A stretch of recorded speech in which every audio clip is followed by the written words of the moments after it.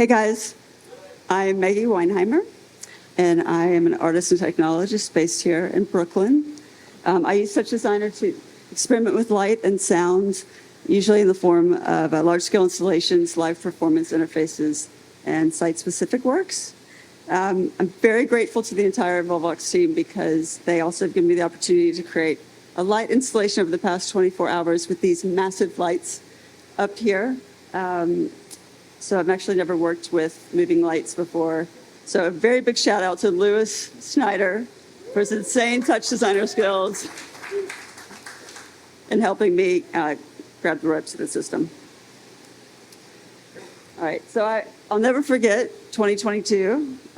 It's when I moved back to New York to finish school and also learned to code for the first time. And I know most people celebrate birthdays and anniversaries, but I will never forget September 9th, because that's the day that I bought my very first roll of LED tape. And it's been one giant rabbit hole ever since. So since then, Touch Designer has helped me create a bunch of different types of projects, everywhere from driving motors to audio activity to pixel mapping and to complete physical computing tasks. And light and rhythm are at the core of all of my work, often through the use of repetitive lines or spinning LED tubes or cyclical light sequences. So my art practice revolves around a ton of different experimentation and adapting in real time, especially in my site-specific works.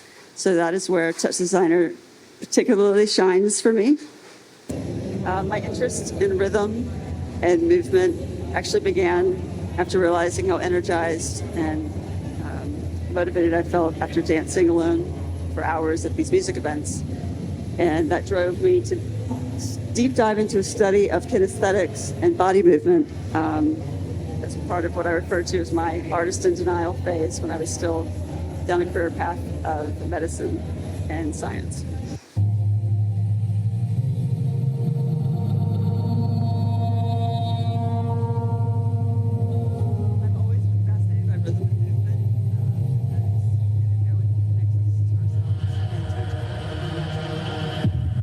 And a lot of these projects begin with sketches and rhythm itself. Music is also a big part of who I am, and it also contributes to my workflow in some way.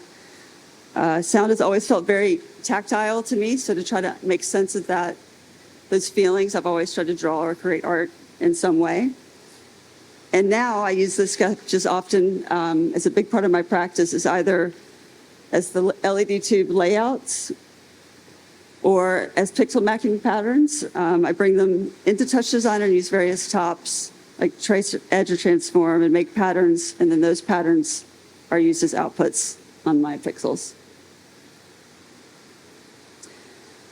So now I combine my love of rhythm and movement and music with my strange obsession with architecture to design and create installations that I believe encourage connection on all levels.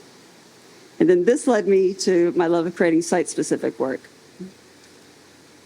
So I'll briefly share two recent projects, both explorations of rhythm, but in two very different contexts.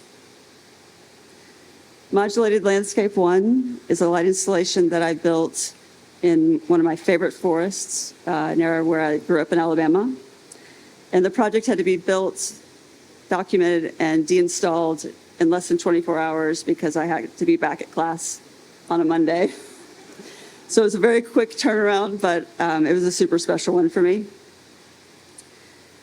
The project consisted of building 32 60 pixel per meter LED tubes out of my favorite black polycarbonate diffuser. And then I scattered those across a half-acre plot in the forest and then pixel mapped those with TD. I had no plan for the LED tube placement. It was purely intuitive and just kind of working with in response to the rock formations and the trees in the environment. And that's what I love most about these site-specific works, is that they force me to really trust my instincts and adapt and create in real time. So it took me a while to get all of my gear on site, but I got there just for like 1 hour before sunset. And I placed it up in two spots on the half-acre plot. and I use DMX and SACN protocols with Touch Designer to control the LED output. And wiring these projects is actually my most favorite part, so this was a fun one. But yeah, my intention was to redefine the forest space and allow people to see the landscape and connect to it in a new way. I used white outputs until the sun set and then changed to red just to be more aware and sensitive to the, the local flora and all the critters. And this is the last project I'll share. It's Spectral Pulse. I'll first play like a 20-second video that I shot right after I finished creating it, and I'll briefly share about the construction process.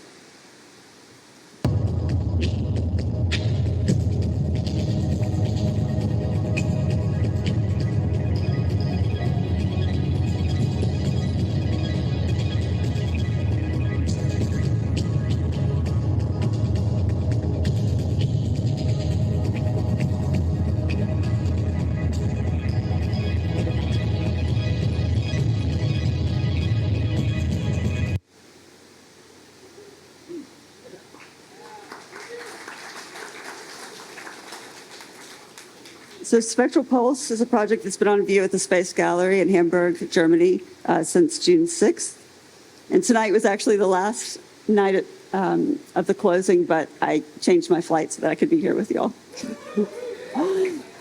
But I built 1, 2, and 3 meter LED tubes on site, and then I suspended those from the vaulted ceilings and pixel maxed them with Touch Designer.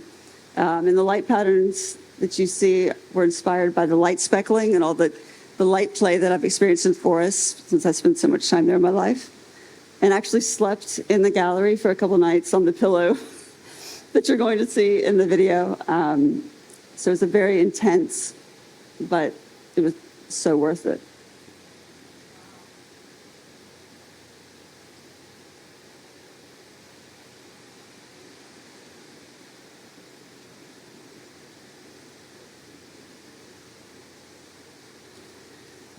So at the recent Touch Designer Summit in Berlin, I was speaking to someone about our plans for after the event, and I mentioned that I was planning to go to Hamburg to build a 2-month-long project in an exhibition space. And they were all excited, and they asked me about what I was creating, and I said a light installation. And they said, oh, what is it going to look like? And I told them that I actually didn't have a clue. And that's when I realized that I really need to find a better way to communicate my process in this work.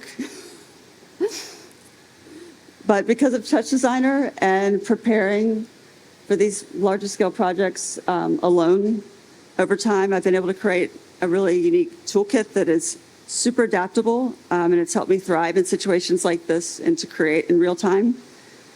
But I also believe that Cerise, the incredible curator of the show, her trust in me was everything because it allowed me the space to truly experiment. But she gave me a key to the gallery and this massive Bluetooth speaker the day I arrived and just said, go for it.